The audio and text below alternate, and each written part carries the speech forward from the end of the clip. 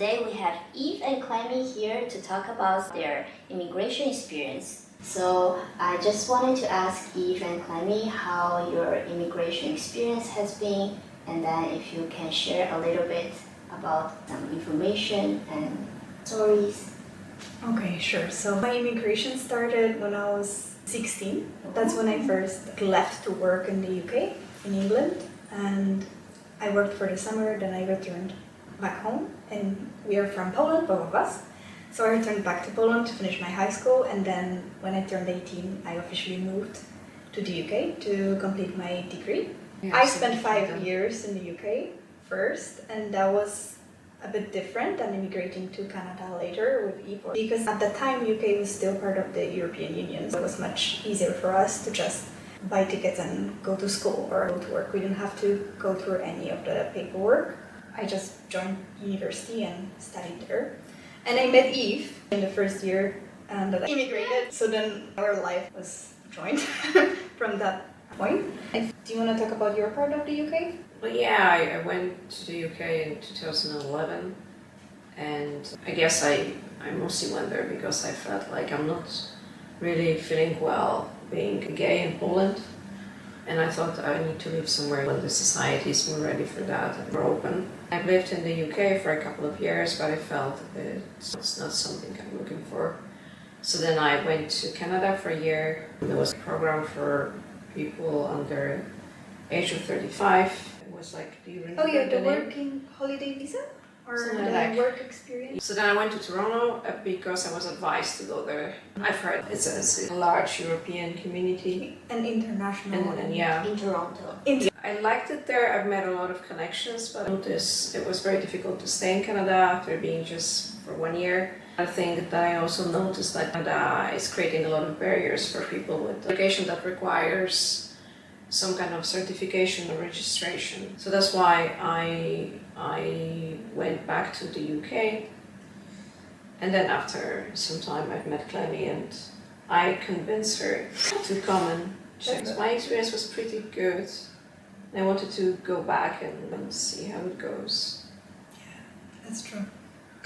When we met, I was thinking about going to the US, but then Eve convinced me that Canada would be great. Yeah. Just a little bit north, but still North America. Exactly. Yeah. So similar race. So then. But what's important to say that we actually made a plan, right? We made because a plan. It's a totally different thing to go. Yes. As she said, to go to England, you can buy a ticket, pack your bag, and you're going. You're staying there. It's pretty easy for us. But if you go to Canada, you need to make a plan. Yes. Especially with my previous experience, when I knew it was difficult to stay just after 1 year, taking into consideration all the immigration process. So then we yes, especially when you're single and you come to Canada first, it may be difficult because of the system. Yeah. It requires you to have certain amount of points or months of experience that you're not able to get, because if you land here, you're not getting a job the second day, and you need to have a full 365 days of experience to apply. That makes it impossible. Yeah. Whereas if you're a couple, you're able to extend your stay for another year, and that's how a lot of people do it. Our initial plan was to do just that, to come here for the same visa that Eve was here for, the working holiday visa, and to stay for 1 year and then possibly extend it, right? Yeah. But COVID happened. So, unfortunately, my visa ran out. I think they extended it once, but then we couldn't go due to the restrictions. So, unfortunately, I lost that chance. So then we created a big plan. And at that time, we already moved from London, where we met, to another part of the UK. And we were not really happy there, I would say. Yeah. So our immigration to Canada kind of involved a step back. So we moved back to Poland for 6 months about, having 2 years. And that's where we kind of waited for the results. So our plan was to apply to schools here for graduate programs, and which gives you a lot more time, and then apply for an immigration program after gaining experience, work experience, and it worked out. So Eve applied to a graduate program at UBC, and she got in, and I think you chose the January So then we came to Canada in December. And luckily I was able to get the work permit. Yeah. As a partner. Yes. Mm-hmm. As a partner. So Eve was on a student visa and obviously able to work and study, but me as her partner, I can get work visa for the same amount of time as you will be studying. Yeah. So that worked out, so we were really happy and we came here, and I was then on a hunt for a job that's in a category that allows you to apply for permanent residence. And then eventually I did, and that's where I met you. At UBC. At UBC. And then just a year after, we were able to apply because we had enough points. We both have master degrees, and we passed the exams for English, and then I had the experience, so we were able to get our permanent residency in about a year and a half. And we are here. We've been here for 2 years? Yeah. It's gonna be 3 years now at the end of December. Mm-hmm. It was efficient, but it was well thought through. Because you planned it well. We had to plan it. Yeah, we also have like B and C plan. Yeah. I think the master's degree also helped a lot, maybe with the points. Yes, it helps a lot, Yeah. yes. Had her master's before that. Yeah. So she came for another graduate school. I was a second applicant. So then the points are much less Yeah. for the partner. It increases your chances. I was wondering, so during this process, coming from Poland, going to the UK, and then coming to Canada, how the mental health journey shifted in between? That's a long story. We talk about it a lot, right? We talk about it daily almost. Yeah. We are both kind of in psychology and psychiatry, and we're very interested in the topic. We discuss lots of things. Do you want to start or should I start? You can. I think for me it's a bit different, again, because of our age difference as well. When I was still a kid, I hadn't worked in Poland at all. My first job was in the UK. It was much different for me than it was for Eve, who already had a career, who went through studying English on her own, not at school, etc. For me it was straightforward because I already knew English from school. I feel like the shift in terms of mental health was first, it was great excitement of something new. I already explored the UK during the summer that I mentioned, so I knew what I was getting myself into. But I wasn't aware of how difficult it would be to get housing and how difficult it would be to work and study at the same time. It was a wake-up call for me very early on. Having Eve helped a lot during that process because we were a couple already at that time. I appreciated the fact that I can be abroad and that I have this opportunity to study abroad. I was still a little bit angry with my home country, again with regards to LGBTQ+ rights and how things are working out there. I didn't feel like I have something that I'm missing back home.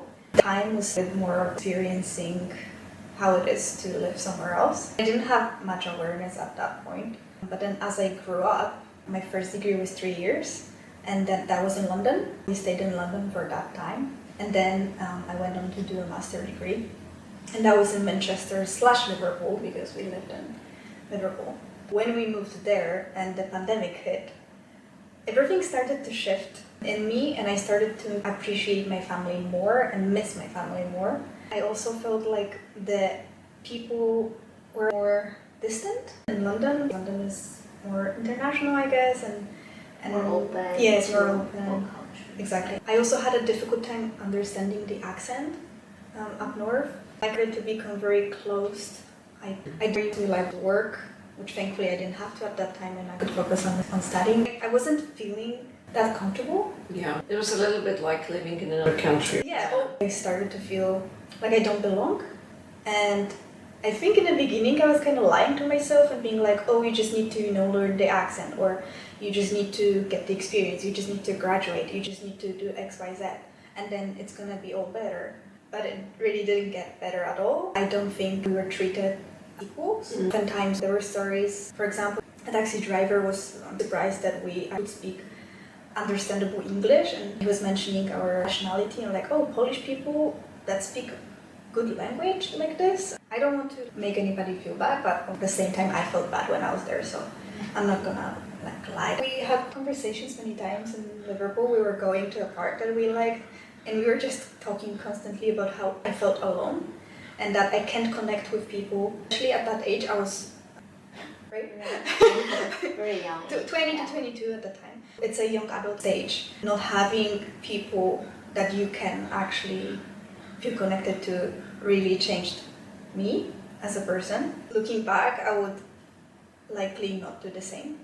Probably like to stay and try to make those connections back home so that I can focus on myself and developing my passions and being myself rather than changing myself, because some people may not appreciate who I am.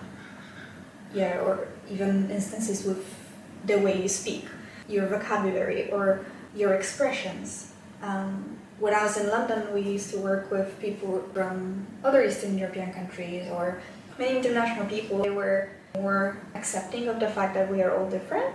So that's the first part. At the beginning, I really liked it. Mm. But then I felt it was the first experience of being somewhere else, seeing English abroad, seeing a lot of nice places, because I've been traveling through the UK a lot and I've seen a lot of places I really liked. And then seeing people and then seeing the differences, and as Clementina said, that lack of acceptance. I always had a feeling they thought they are better than us. They are sure that we are coming there mostly to make money, but we actually love it there as well. I just didn't feel that was the case, and the way how we were communicating. In Poland, we tend to be straightforward, saying what we think. Or the facial expression. Whereas in the UK, they were talking in a way they wouldn't tell you the whole truth, and that was pretty, like... It's a shift, right? Yeah. Something different, yeah. And initially you're fighting it because you're like, maybe it's just this person that I met. And then you suddenly start to realize after a couple of years that, oh, it's actually different values and culture. And so, but then, so you mentioned that we thought it's the UK or it's the place. Yeah. But then we moved here. To Canada. Canada, yes. And with this mindset of starting fresh, and we had lots of friends telling us how Canada is different. But then we realized it's actually not that different. Very, yes. And the experience of immigration is pretty much the same in terms of culture and mental health. So I feel assimilation is really important for your mental health in immigration. But if you're still holding on to your values and you feel some other things are important, it might be more difficult and it affects health. Yeah.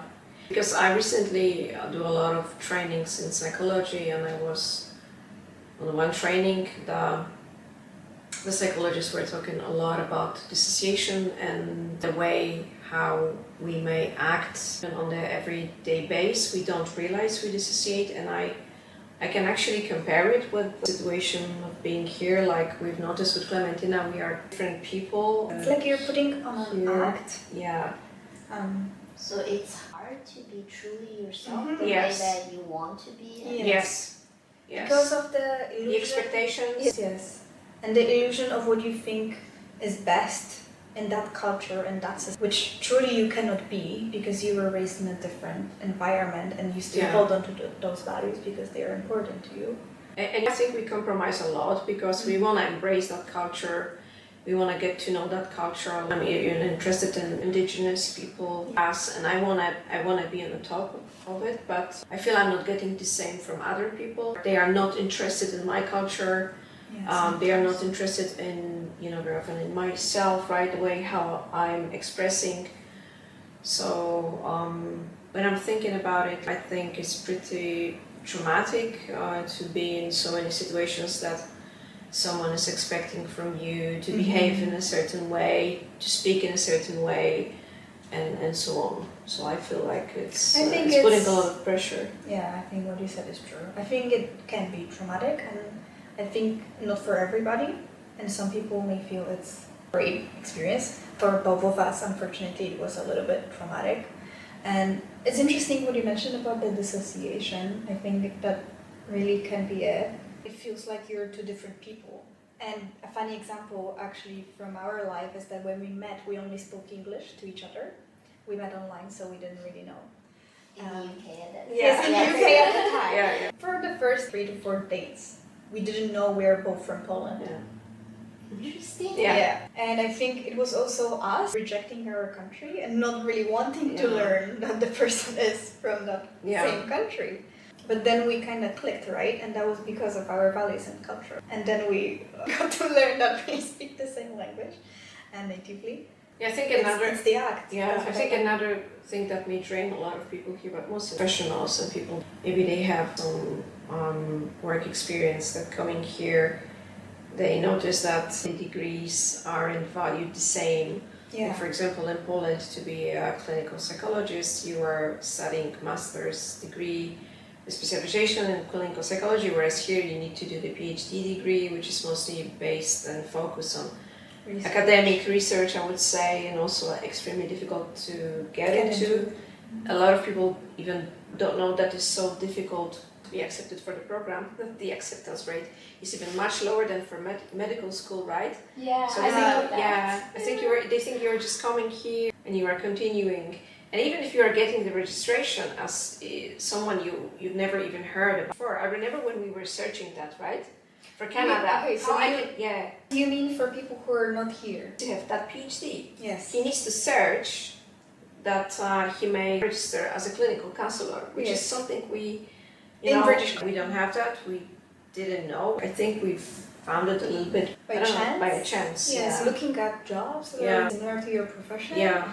Initially, we didn't even know a clinical counselor exists because of the stems and. So the information is not very clear, and then out there, someone has to search and then get into the details. Otherwise, they're not able to know what's going on in certain industries. Yeah. And also, I think we actually learned a lot once we got here, not before. Yeah. So before it looked like, oh, there's lots of jobs in psychology and it might be easier than we thought that it is. And once we got here, it became more realistic. And another thing that you might be fooled by, when you look at the different boards and the marketing of Canada, that we need people, for example, in that profession, and you think you're going to apply and you're going to be admitted, everything's going to be okay, but that's nothing like that. There's so many people that they're coming here, being a doctor or being a lawyers, and here not able to transfer their skills. I think that's a big trap. Yeah. And I think many people, when they come here, either accept that and do something else or wait years to be who they were in the past, or they're gonna just go back home. Or you have the option of retraining to become what you already were. Yeah, for 50,000 in terms of clinical counseling, right? Unfortunately, that is the case. So luckily, you were able to secure your registration due to your experience. That many people are not able to do the same. They might need to start from scratch. Yeah, we did have a coworker that was a dentist back in the country, and then she did the retraining. Exactly. How many years? It was 4 years. 4 years, yeah. Okay, yeah. That's exactly. Yeah. Even same with me. I finished a degree that's in tech, and I was hopeful to get my career started, but it's not that simple here because the market is so oversaturated. And I have an education from Poland, from the UK, and I'm studying here. And I can honestly tell you that I think the level of education was the best in Poland. I've learned the most in Poland. So it's not like we are coming from places that the education is poor quality and poor level, and we shouldn't be granted those equivalencies, right? But oftentimes that's the case. Yeah. I think that's what you're trying to say as well, is right? Yeah. It's that sometimes the degree is not even treated as equal. Yeah, it's not even recognized. So I think you asked about mental health, and I think that the reason why we are answering by talking about careers because that's one of our values. Yeah. And it's really important to us. So you were talking about that although people back in their country, they might have a great degree and then a great position or great experience with their careers, but then it doesn't necessarily transfer when they come to Canada, and that's very disappointing. And maybe it will also affect their mental health because they thought very highly of themselves, and then their knowledge and all the experience was valuable, but it's not valued here in Canada. Exactly. So I wanted to ask at last, how do you feel about the whole immigration journey? And then if you had to summarize a little bit, how would you go with it? Okay. I think that's a big question, but in general, how I feel about it is I think I appreciate the chance of going abroad, and I know that it taught me a lot, and I am who I am, and I'm resilient because of immigration, so I definitely appreciate it. Will I go back home? Likely. Will I ever move again, maybe. What was your other part of the question? How would I do it differently, or?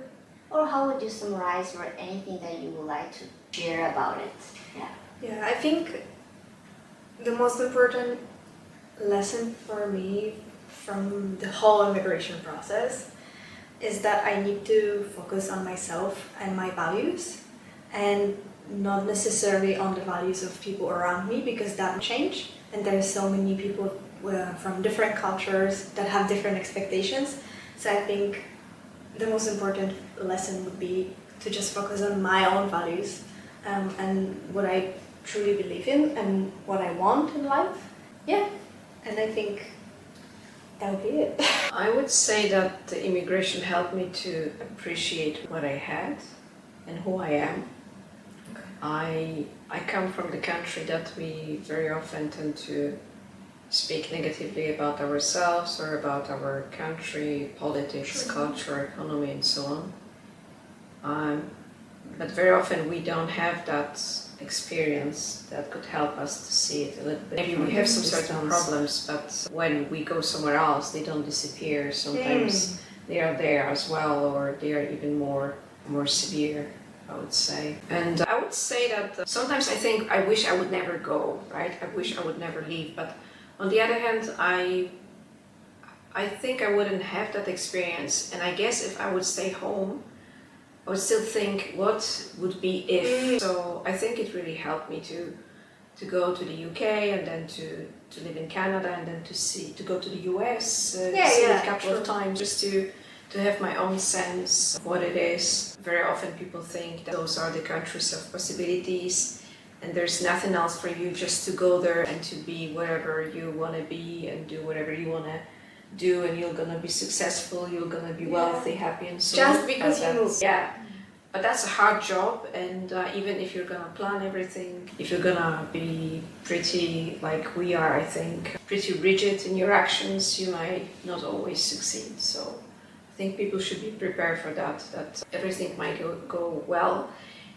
That might be even something more than expected, but that might be also something a little bit less, or even disappointing that it will make them to go back home. Yeah.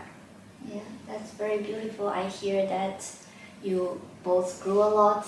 It was challenging, and then there was resilience and new experiences, seeing new things from new perspectives once you actually came to this country. And I really appreciate the abundance of content that you provided today, and also the genuine feelings and feedback. So thank you so much for sharing so much with us today. Thank you, Yeah, Daisy. thank It you. was nice to chat with you. Yeah. Well, hopefully we can chat again on another topic next time. Sure. That would be nice. Thank you.